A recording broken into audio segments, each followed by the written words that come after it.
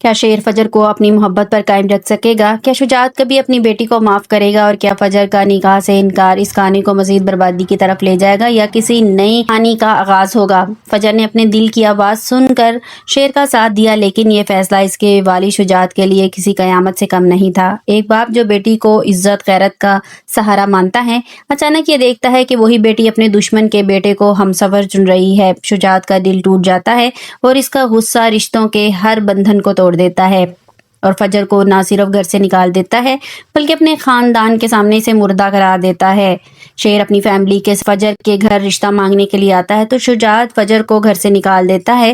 فجر شیر کے ساتھ اس کے گھر چلی جاتی ہے اور راستے میں بے ہوش ہو جاتی ہے۔ ایک طرف شیر کی ماں کھڑی ہے جو فجر کی حالت دیکھ کے فیصلہ کرتی ہے یہ رشتہ فوراً ہو جانا چاہیے، یہ رشتہ عزت کا روپ اختیار کر لے گا، اس لیے فجر کی عزت اور شیر کی محبت سے بڑھ کے کچھ بھی نہیں ہے اور وہ اعلان کرتی ہے کہ یہ شادی اور ابھی اور اسی وقت ہو جانی چاہیے تاکہ کسی کی زبان باقی نہ رہے۔ جیسے ہی فجر کو ہوش آتی ہے تو شیر اسے بتاتا ہے کہ جلد ہی ہم نکاح کرنے والے ہیں۔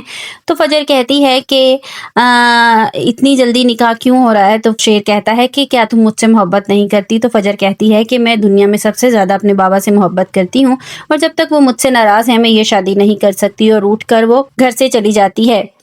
دوسری طرف شجاعت فجر کو مردہ قرار دیتا ہے اور اس کی ساری چیزیں جلا دیتا ہے اور مولوی صاحب کو بلوا کر اس کی فاتحہ خوانی کروا دیتا ہے۔ جیسے ہی فجر گھر پہنچتی ہے وہ دیکھتی ہے، شجاعت کہتا ہے کہ مولوی صاحب کو کہ انا للہ و انا الیہ راجعون پڑھ دیجئے، میری بیٹی میرے لیے مر چکی ہے۔ تو شیر بھی اس کے پیچھے آ جاتا ہے اور وہ فجر کا ہاتھ پکڑ کر اسے واپس گھر لے جاتا ہے۔